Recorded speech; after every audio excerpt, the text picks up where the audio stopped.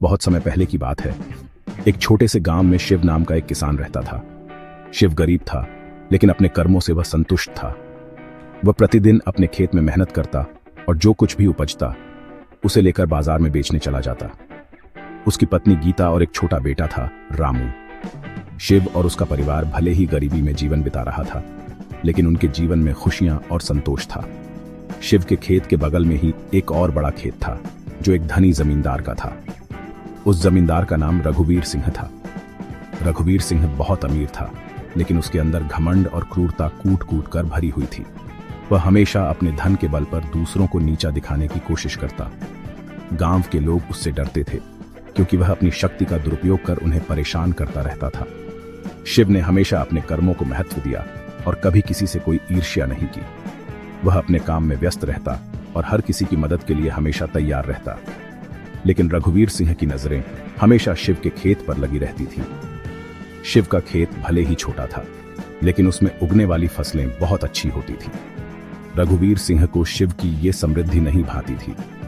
उसने कई बार शिव को धमकाया और उससे उसका खेत खरीदने की कोशिश की, लेकिन शिव ने साफ मना कर दिया। शिव का कहना था कि वह खेत उसके पूर्वजों की विरासत है और वह उसे किसी भी कीमत पर नहीं बेचेगा। रघुवीर सिंह को यह बात बहुत बुरी लगी और उसने शिव को सबक सिखाने का निश्चय किया। उसने अपने आदमियों को भेजकर शिव के खेत में जानबूझकर जानवर छोड़ दिए, जिससे उसकी फसल बर्बाद हो जाए। शिव ने जब यह देखा तो उसका दिल टूट गया।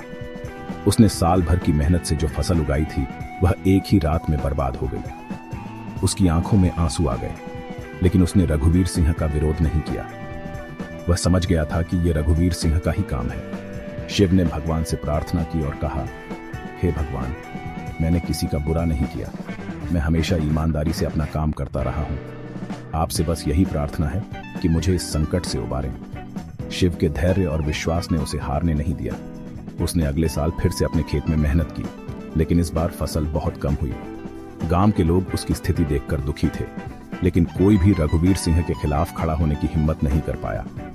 इधर रघुवीर सिंह को अपने किए पर कोई पछतावा नहीं था।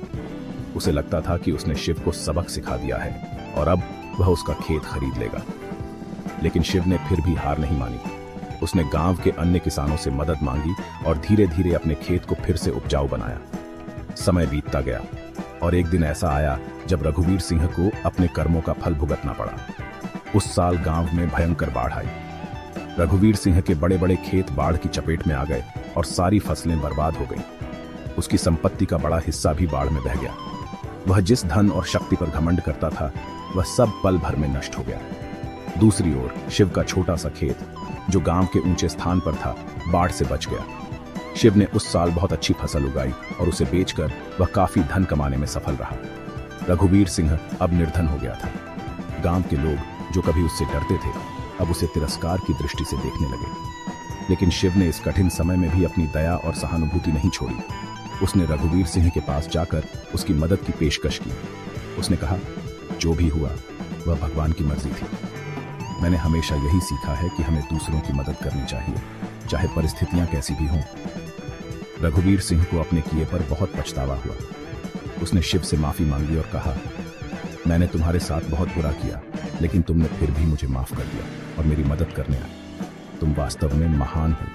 अब मुझे समझ में आ गया है कि कर्मों का फल आखिरकार हर किसी को भुगतना पड़ता है। शिव ने रघुवीर सिंह को सांत्वना दी और कहा, हमें अपने कर्मों पर ध्यान देना चाहिए, क्योंकि वही हमारे भविष्य का निर्माण करते हैं। जो जैसा करेगा उसे वैसा ही फल मिलेगा। अगर हम अच्छे कर्म करेंगे तो हमें उसका अच्छा परिणाम मिलेगा, और अगर बुरे कर्म करेंगे तो उसका परिणाम भी बुरा ही होगा। रघुवीर सिंह ने अपनी गलतियों से सीख ली और अपने जीवन को बदलने का निश्चय किया। उसने अपना सारा शेष धन दान कर दिया और गरीबों की मदद करने में अपना जीवन बिताने लगा। उसने शिव को अपना सच्चा मित्र माना और हमेशा उसकी सलाह मानने लगा। गांव के लोगों के लिए यह एक बड़ा उदाहरण था कि कैसे कर्मों का फल अवश्य मिलता है। उन्होंने शिव के धैर्य और सच्चाई को सराहा और रघुवीर सिंह के जीवन में आए बदलाव से प्रेरणा ली। धीरे धीरे गांव में सभी लोग ईमानदारी और परोपकार के मार्ग पर चलने लगे। शिव और उसका परिवार अब सुखी और समृद्ध जीवन जी रहा था। उसने अपने बेटे को भी अच्छे संस्कार दिए और उसे सिखाया कि जीवन में हमेशा सत्य और धर्म के मार्ग पर चलना चाहिए। सीख कर्मों का फल निश्चित होता है। अच्छे कर्म हमेशा अच्छे परिणाम लाते हैं, जबकि बुरे कर्म अंततः विनाश की ओर ले जाते हैं। जीवन में सफलता और संतोष पाने के लिए हमें सच्चाई, ईमानदारी और परोपकार के मार्ग पर चलना चाहिए। यही वास्तविक जीवन की सीख है, जो हमें सही दिशा में मार्गदर्शन